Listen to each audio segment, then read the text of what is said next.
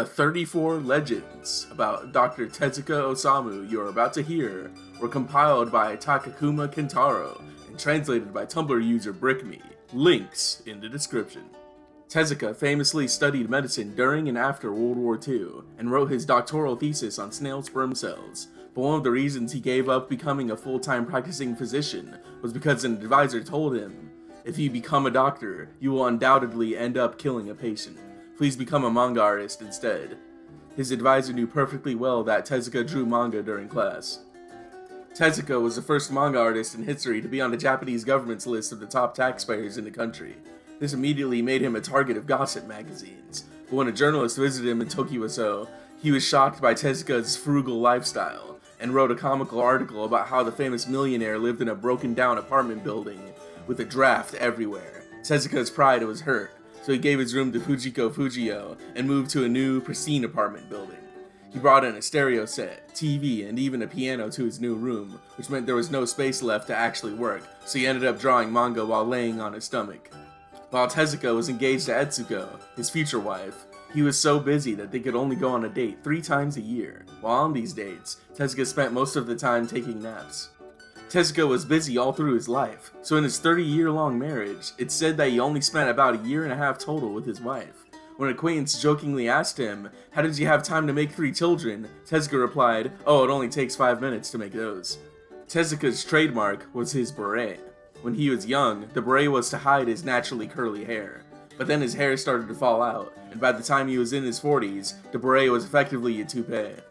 Tezuka's favorite confectionery brand was Hershey's chocolate. Because he loved sweets, he suffered from severe cavities. By his 50s, he wore a full set of dentures. He often forgot where he put his false teeth, and his family, as well as all his assistants, had to search for them all through the Tezuka Productions offices. One time, Tezuka was set to go on a company trip with all his assistants, but on the day of departure, he lost his dentures and started whining about how he wouldn't go on a trip if he didn't have his teeth. One other time, Tezuka lost his dentures on the day he was scheduled to make a TV appearance. All his assistants looked for them, going as far as to go through the trash, but they couldn't find them. Tezuka appeared on TV wearing a mask and said he'd caught a cold. Tezuka was famous for his long bathroom visits, and his record was 2.5 hours. This was because he got his best ideas in the bathroom.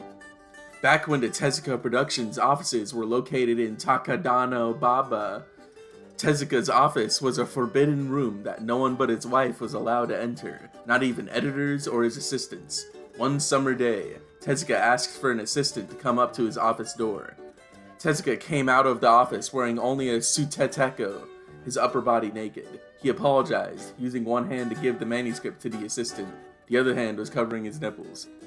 Ishizaka Kei, a manga artist who was originally employed by Tezuka Productions, has been in the Forbidden Room.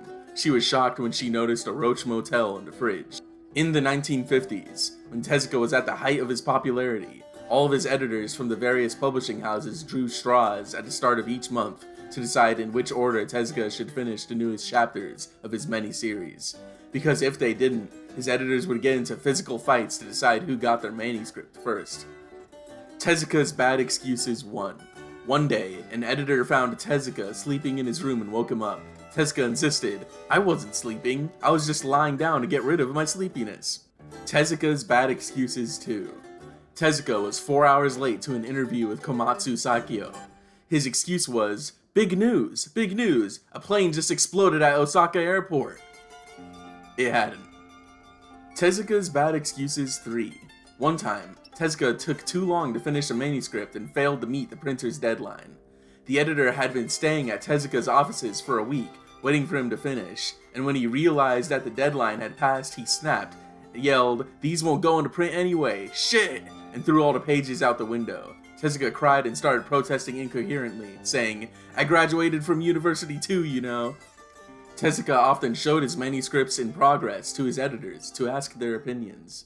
One editor just wanted him to finish the pages quickly, so he told Tezuka that he loved what Tezuka had done, but Tezuka yelled, "What are you talking about? These are horrible!" and ripped his own manuscript to pieces. Tezuka had the habit of making unreasonable demands of his assistants when he was stuck on a manuscript to buy time. One time, he told them to hand draw all the screen tones on the pages they were working on. All his assistants spent the entire night drawing tiny dot patterns. Back before fax machines had been invented, Tezuka sometimes called his assistants from overseas to dictate how the backgrounds should be drawn on his manuscripts. He did this by making them draw a 3mm coordinate grid on all the pages, assigning a number or letter to each line, and then dictating where they should place a dot, such as on A15. When the assistants connected all the dots, they ended up with perfect background drawings. But all of Tezuka's manuscript fees went to paying the telephone bill. Tezuka acted as matchmaker for Ishinomori Shotaro's marriage, but on the day of the actual wedding, Tezuka didn't show up because he missed a deadline and was still working on a manuscript. When Ishinomori complained about this to some magazine editors he knew, the editors all said, "What did you expect would happen? It's Tezuka." Tezuka often disappeared from his home before a deadline, but one time, when he tried to check into a hotel he always used to hide out in, he was told he'd been banned from the premises.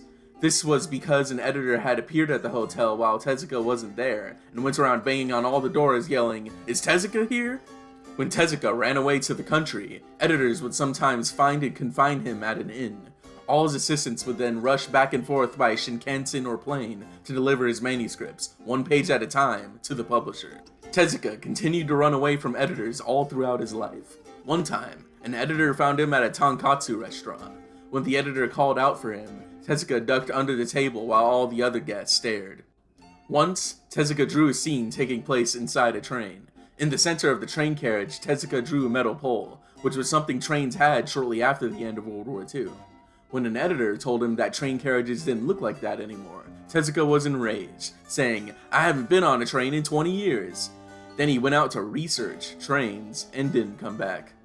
Tezuka was very sensitive to the arrival of an editor, and had the habit of turning off the lights in his room when he noticed an editor was standing outside. An editor once drove a cab to Tezuka's house around midnight, and was shocked when all the lights in the house, even those in the garden, suddenly turned off. Tezuka had turned off all the circuit breakers in his house. Sometime later, Tezuka Productions moved the offices to an old building in Saitama Prefecture. Tezuka chose a particular building because the emergency staircase was directly accessible from his room, enabling him to run away without his editors noticing. When new editors were assigned to Tezuka, the editor-in-chief would tell him to get a passport ready and always carry cash worth 200 to 300,000 yen. This was because Tezuka sometimes pretended to go to the bathroom and then ran away overseas. Tezuka saw Disney's Snow White more than 50 times and Bambi more than 130 times. This was long before VHS tapes. He achieved these records by checking into a downtown motel and camping out in the theater all day, watching every single showing for many days in a row. The first independent animated film Tezuka made on 8mm film was pornography, and showed a man and a woman copulating. Tezuka himself has admitted as much, but of course, it has never been shown anywhere.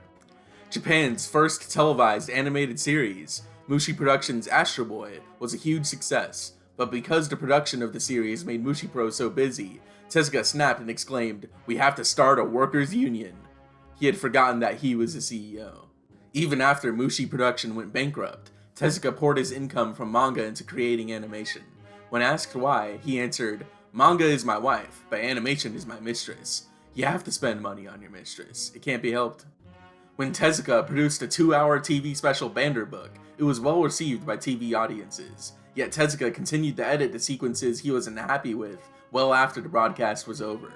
This was long before anyone would think to turn a profit by releasing films on VHS, so it was effectively money down the drain. When Tezuka produced another 2-hour TV special, he was still working on the storyboards while the film was being broadcast on TV. This sounds like a joke, but is a true story. The animation staff knew that the storyboards wouldn't be done in time anyway, so they had finished the film in secret. Tezuka famously received an offer to work as the art director on Stanley Kubrick's 2001 A Space Odyssey, but at this time, Tezuka was awfully busy running Mushi Productions, so he told Kubrick, "I regret to say that I must decline your offer, as I have 260 mouths to feed." Kubrick replied, "I didn't realize you had such a large family. That sounds like it must be no easy matter." Kubrick had thought Tezuka meant he really did have 260 family members to support. When Otomo Katsushiro first met Tezuka, Tezuka told him out of the blue, "I looked at your art with a magnifying glass, and I could see your anatomy is never wrong. But I can draw art like yours, you know." Otomo was flabbergasted. Another time, in a roundtable discussion with Morohoshi Daijoru and his contemporary, Hoshino Yukinobu, Tezuka quipped, "I could draw like Otomo. I could draw like Hoshino, but I couldn't draw like Morohoshi.